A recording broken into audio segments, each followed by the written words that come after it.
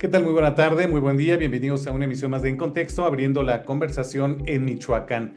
Vamos a estar tratando un tema que, pues yo creo que a todas y a todos nos tiene que interesar mucho porque tiene que ver con los fraudes que se cometen, sobre todo fraudes cibernéticos que han ido creciendo en los últimos años en este país y que todas y todos estamos pues en riesgo de caer en alguno de ellos, incluso los que digamos que somos muy abusados luego para las cosas de los dineros, de los pesos y de los centavos, pero en realidad ahorita le vamos a explicar las estadísticas que muestran que en México se ha incrementado este tipo de delitos en los últimos años y vamos a platicar con la periodista Lilia Saúl Rodríguez. Ella es investigadora en Organized Crime and Corruption Reporting Project y parte del equipo de investigaciones especiales de Aristegui Noticias, que le ha estado dando mucho seguimiento a este tema y ahorita nos ayudará a entenderlo mejor. Lilia, muchísimas gracias por estos minutos y por ayudarnos ahorita a que la gente te escuche, por ayudarnos a entender el problema y pues, saber cómo protegernos de la mejor forma. ¿Cómo estás? Muy buena tarde, muy buen día.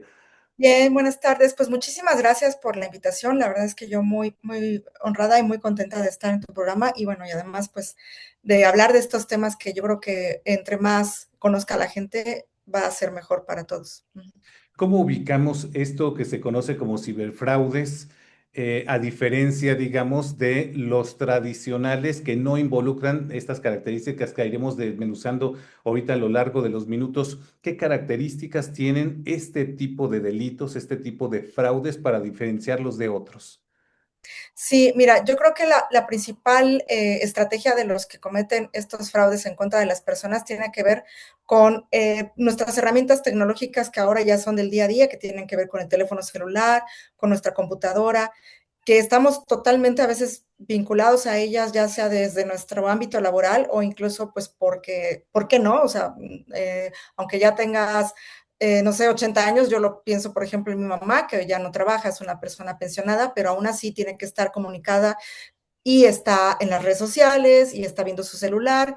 Y justo me gusta mucho enfocarme en este tema de las personas de la tercera edad, porque son las Ujú. que están desafortunadamente cayendo muchísimo en este tipo de estafas o de fraudes, simplemente pues porque no nos enseñaron de alguna manera a tener, pues es algo nuevo para ellos o incluso para nosotros también, el ver que recibimos un correo electrónico, el ver que recibimos un mensaje SMS o incluso llamadas telefónicas que son no solamente por nuestra línea telefónica, sino también vía WhatsApp, y que Ujú. todas estas, digamos, herramientas que ahora ya tienen pues los estafadores, pues de alguna manera las vemos, las recibimos constantemente día a día y vemos que, o creemos que son, digamos, normales o que son de personas confiables y pues créanme que no, hay muchas formas de caer en este tipo de estafas.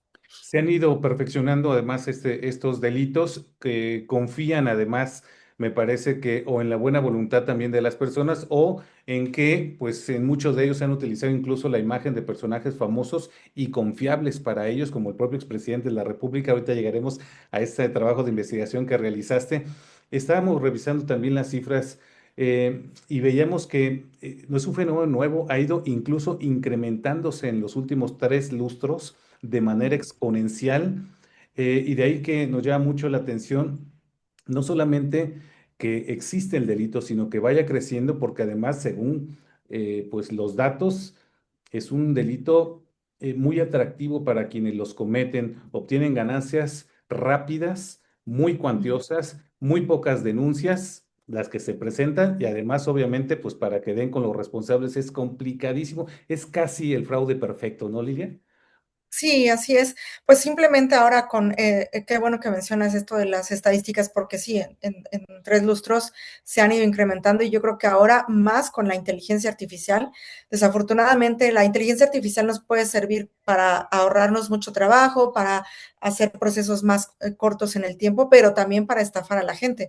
Y como bien mencionabas, el tema de, por ejemplo, el expresidente Andrés Manuel López Obrador, que su propia imagen y su voz fue utilizada por estos pues, criminales para poder hacerle creer a la gente que estaba hablando para impulsarlos a que invirtieran en fondos de pensión, en fondos, perdón, no de pensión, sino en fondos, digamos, de inversión que estaban relacionados con Pemex, pero no solamente López Obrador, también ahora hemos visto que a Claudia Sheinbaum, hemos visto la misma periodista Carmen Aristegui que está Ujú, haciendo, digamos, también trucada de alguna manera con inteligencia artificial su voz, su rostro para que pareciera que ella está invitando a la gente a hacer inversiones en unos fondos muy importantes ujú. y obviamente mandan a un link ahí para que tú puedas darle clic y entres a este supuesto fondo de inversión.